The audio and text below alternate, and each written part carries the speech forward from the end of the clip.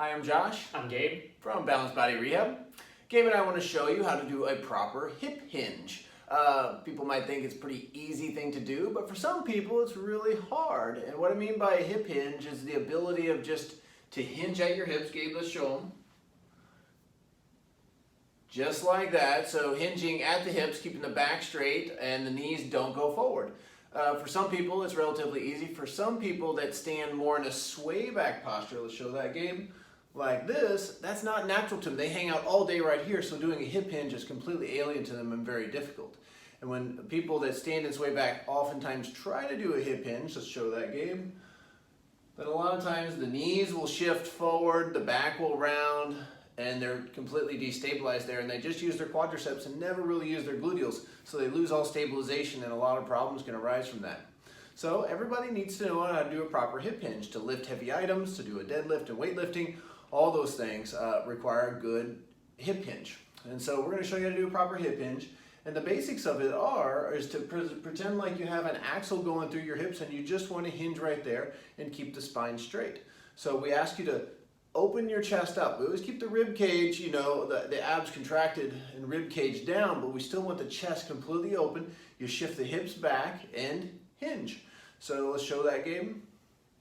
And so as Gabe's hinging, we don't let the knees go forward, because that would recruit the quads. We just get the hips back. Now, sometimes when people do a hip hinge like this, and notice Gabe's back straight, that's perfect.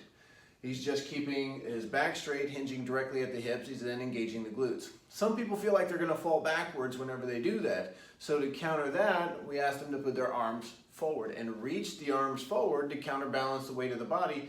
The arms going up and forward also induce some thoracic extension or backward bending, which also helps stabilize the spine. And this is a good 2-for-1. You really recruit and get a lot of strengthening through the scapular muscles and opening of the chest and strengthening through the buttocks. And so that's a fantastic exercise as well. Some people still have trouble with that, so we can use some aids to kind of help with technique. One of the things you can do is pull a chair or have a countertop in front. If you're having trouble with the knees continuing to slide forward, then put something in front of you so that your knees bump up against it, so it gives you a cue to keep the hips back. So Gabe, show them that, please. Good. So Gabe has his hands on the chair, and he might slide his hands forward as he goes down too to kind of counterbalance there. But the chair is preventing him from letting his knees shift forward, so it encourages him to get his hips back, and that's really helpful. Some people have mobility problems in their hips, meaning really tight hips, and so this is difficult for them. So I'd encourage you to review our hip mobility YouTube video if you're having mobility in the hip problems that you think are contributing to your poor hip hinge technique. Finally, another cue you can use, let's say you know, that's just not clicking for you and you need something else. Well, then you can put your back to a wall. We're going to use the chair as a wall for the video here, but you can put your back to a wall. Just pretend like the chair is a wall there, and you can then hip hinge as you're trying to get the buttocks to the wall. Some people just have trouble getting their hips back and feeling like they might fall over. So if you put a wall, a chair, or something behind you to feel that, give you that feeling of safety, where you can hip hinge and then just let your bottom touch, then that's a great technique to use to improve your overall form there as well. So, okay, Gabe, did I miss anything? No. Okay, hope this helps.